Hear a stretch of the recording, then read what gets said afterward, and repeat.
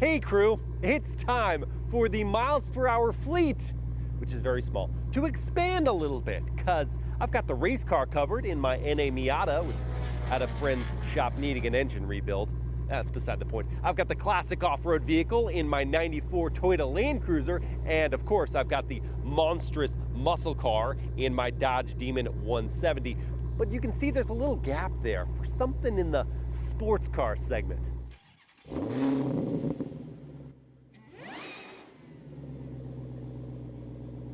And I think I found the perfect solution. It's called the G87 BMW M2, but not the regular M2 because it doesn't have a ducktail. So it's got to be the CS. Yes, the M2 CS.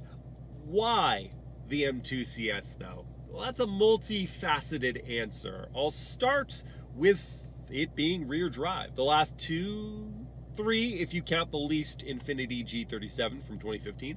Last three vehicles I have been rear drive. There was the Cadillac CT5e Blackwing right before this, and of course the Dodge Demon 170. I love the dynamics of rear drive. I love the playfulness, in this case the lunacy of it, and the M2 CS being the most powerful rear drive M car you can buy. That's pretty intriguing. Reason number two, it's another one of these what I'll call moment in time vehicles. Vehicles where I think you would look back and go, oh, I really wish I had bought that car new, because it was never really the same again. The CT5e Blackwing, supercharged V8 manual rear drive sedan. I don't think a lot of those are on the horizon. The Demon 170, the craziest muscle car ever made. Don't know how they're going to follow that up, but it's entirely possible. The M2 CS, I just don't get the feeling that BMW is cooking up a lot of two-door, rear drive, inline six powered sports cars. So this could be my last ticket in to a new one of those. Reason number three is really 2B. I just want to continue my rant about this change in the wind I'm feeling for M as a brand that started with the XM, the flagship M product, the representation of the brand, is an SUV. That's not a good sign. It's continued with the new M5, great to drive, honestly, really is. It's just so different from its predecessors, not as locked into the driver as it is about fun for the rest of the cabin, fun and comfort for the rest of the cabin. And so the M2 CS, this new model, really you could argue the last generation M2 CS could have been the end of M as we knew it. I think it's lingered a little bit into this new generation. Why do I care? Well, that's reason number four. I actually have a history with M. I had a 96 E36 generation M3.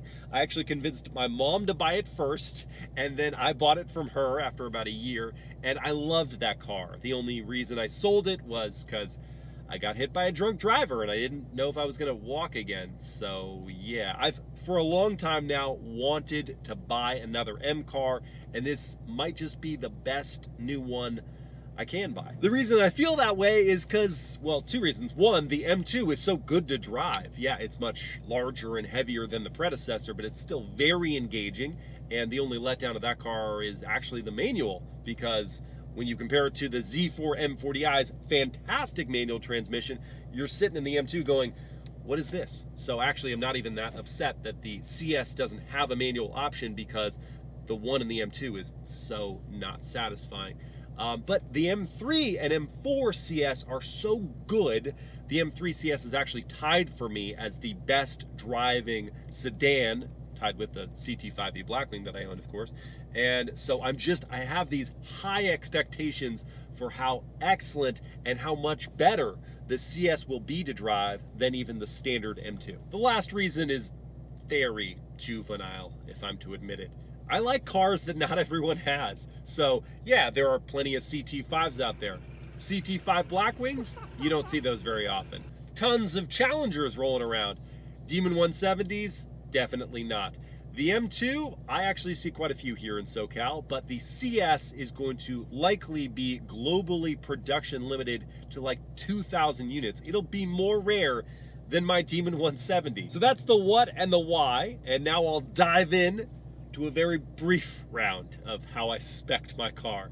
It's brief because unlike most of the vehicles in this price territory that have numerous options, ways to customize and make them your own, the CS has three options.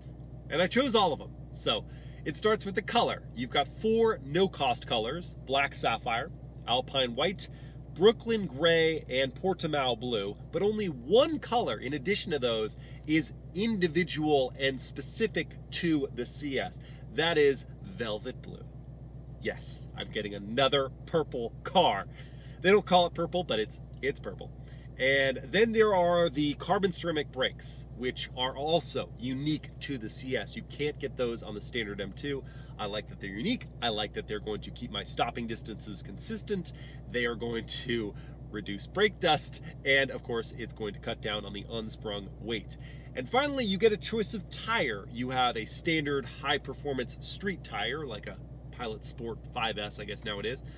There is the Cup 2, that's a track-capable tire, and then the all-in Cup 2Rs, that's a track-dedicated tire. And given that I want to see a lot of real-world driving with the CS, I didn't go for the track-dedicated tire. I went for the track-capable Cup 2s. So that's what's coming, and how soon will it be here? Well, thanks to my contacts at BMW, I actually, 1, got allocation for a car, and 2, got bumped up in the production timeline. Production started, I think, mid to late August. So since it is being built in Mexico, where all the M2s are built, unlike being built in Germany, it won't take as long to ship over here. So I'm guessing it should be in my driveway by mid-October. And that timeline's really attractive to me because who likes waiting? But also because BMW is scheduled to have a first drive event for media of the M2 CS with, I think, track time in late October. So I could have my car and have some initial impressions on it before everyone else does. Selfish, I know, but I'm excited. I'll close this one out with some content ideas I have for that car. So like when I first got the Demon 170, I will make a first drive video, just climbing behind the wheel for the first time, getting around town, just hear my thoughts. But then I have to put 1,200 miles on the odometer before it's broken in. So I'll make an update video as soon as I can, being able to drive that car all out and have some impressions on the dynamics. At some point, I'll make a comparison video with the Demon 170 and the CS, because they're both purple. No, really, it's because they represent opposite ends of the performance car spectrum, and I think it'll be cool to compare them. And my last idea for right now is gonna come after I've owned the car for at least 6 months and can therefore speak clearly and knowledgeably about the things I really like and don't love about the CS. Until the CS does get here, be sure to comment or message me about videos you want to see me film with it. You can tell me things I did wrong with my spec. You can tell me I picked the wrong car. I'm a big boy, I can handle it. Until then, I'll see you guys next time.